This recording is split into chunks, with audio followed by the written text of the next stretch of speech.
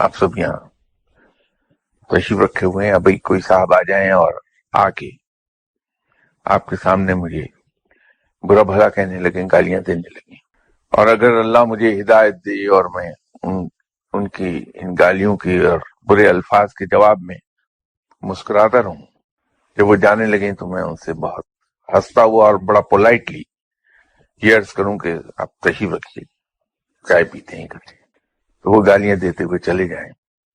اب آپ خود فیصلہ کیجئے کہ آپ کس کو برا کہیں گے، مجھے یا ان صاحب کو جنہوں نے مجھے گالیاں دی. تو یہ ہم کیا کرتے ہیں کہ جب کوئی آدمی ہمیں کوئی اچھے الفاظ نہیں کہتا، ہم پلٹ کے اس سے زیادہ سخت الفاظ اسے کہہ دیتے ہیں کہ اس نے میری بے عزتی کر دی.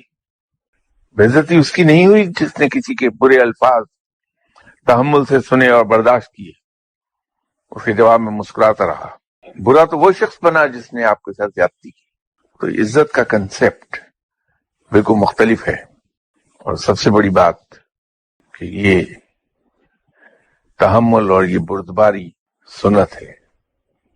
آپ صلی اللہ علیہ وسلم کا تمام کردار انتہائی اعلیٰ ہے، ایسی بلندی پر ہے جہاں دوسرا انسان کوئی پہنچ نہیں سکتا، اور ان اعلیٰ ترین صفات میں بھی جن کو بہت نمایاں حیثیت حاصل ہے، وہ ان میں سے ایک تحمل اور بردباری بھی ہے.